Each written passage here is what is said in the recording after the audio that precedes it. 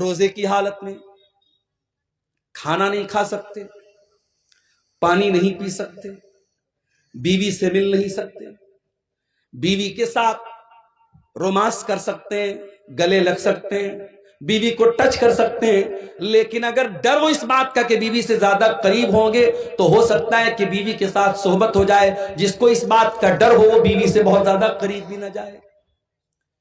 روزے کی حالت میں آپ انجیکشن بھی لگوا سکتے ہیں، لیکن شرط یہ ہے کہ طاقت کا انجیکشن نہ ہو، گلوکوز کا انجیکشن نہ ہو۔ نارمل انجیکشن بھی آپ لگوا سکتے ہیں۔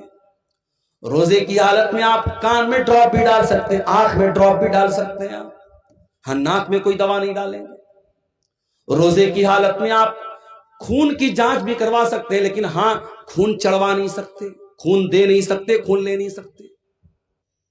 خون اس لیے نہیں دے، خون لیں گے تو بدن میں ایک غذا آ جائے گی، وہ جائز نہیں ہے۔ روزے کی حالت میں بدن کو غذا پہنچانا جائز نہیں، اور خون کسی کو دیں گے تو کمزوری بہت زیادہ آ جائے گی، روزے پر ایفیکٹ پڑے گا، اس لیے خون دینا بھی ٹھیک نہیں روزے کی حالت میں۔ روزے کی حالت میں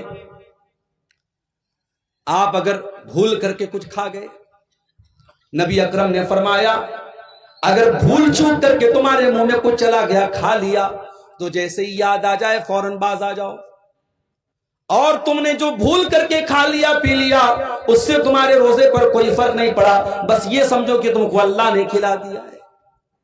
اب مان لو آپ گھر میں آئے، پیالے میں دال رکھی ہوئی تھی، آپ نے تھوڑی سی دال پی لی، پھر آپ کو یاد آیا ارے بھائی ابھی تو رمضان شروع ہو گیا ہے، پھر آپ کو عبدالغفار صاحب کی تقریر بھی یاد آ گئی، انہوں نے کہا تھا اللہ تعالیٰ کھلا رہا، آپ نے پوری گٹا گٹ پوری دال آپ پی گئے۔ یہ نہیں کر دینا بھائی، ورنہ مسئلہ پھنس جائے گا، بدنام میں ہو جاؤں گا۔ جتنا چلا گیا، جتنا غلطی سے بھول سے آپ نے کھا لیا، بس وہیں اسٹاپ ہو جاؤ۔ جیسے ہی یاد آ گیا میں روزہ، اچھا اب یہ بھی ہے بعض لوگوں کو یاد کب آتا ہے جب پورا کھا پی کے ڈکار لیتے الحمدللہ، اس کے بعد ان کو یاد آتا ہے کہ ہاں میں روزہ ہوں۔ تو اتنی کمزور یادداشت بھی آپ کی نہیں ہونی چاہیے۔ روزے کی حالت میں اگر بھول کر کے آپ نے کھا لیا تو کوئی گناہ کی بات نہیں۔ اسی طریقے سے آپ صبح سحری کر رہے تھے، آپ چائے پی رہے تھے، آپ دودھ پی رہے تھے، اتنے میں اذان شروع ہو گئی، تو برتن میں جتنا دودھ ہے، جتنی چائے ہے، اس کو آپ کمپلیٹ کر لیجئے، اس پر اللہ تعالیٰ کی آپ کی کوئی پکڑ نہیں ہوگی۔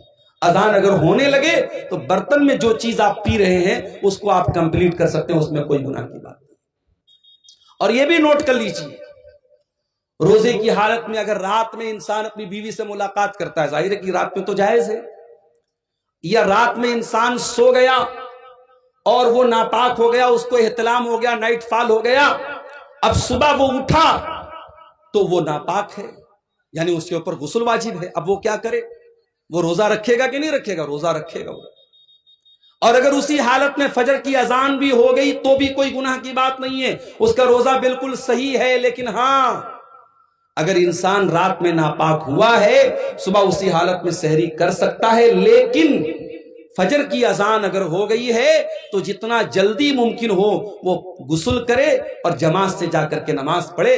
کچھ لوگ کیا کرتے ہیں، ناپاک ہو گئے تو آرام سے سوئے رہتے ہیں، صبح 8 بجے 9 بجے اٹھ کر کے غسل کرتے ہیں اور پھر نماز پڑھتے ہیں۔ یہ غلط ہے، یہ ناجائز ہے، یہ حرام ہے۔ آپ نماز کو بنا مجبوری کے اس کے ٹائم سے ڈیلے نہیں کر سکتے۔ اگر آپ ناپاک ہیں جتنا جلدی ممکن ہو آپ ناپاکی کو دور کیجئے اور نماز پڑھیں۔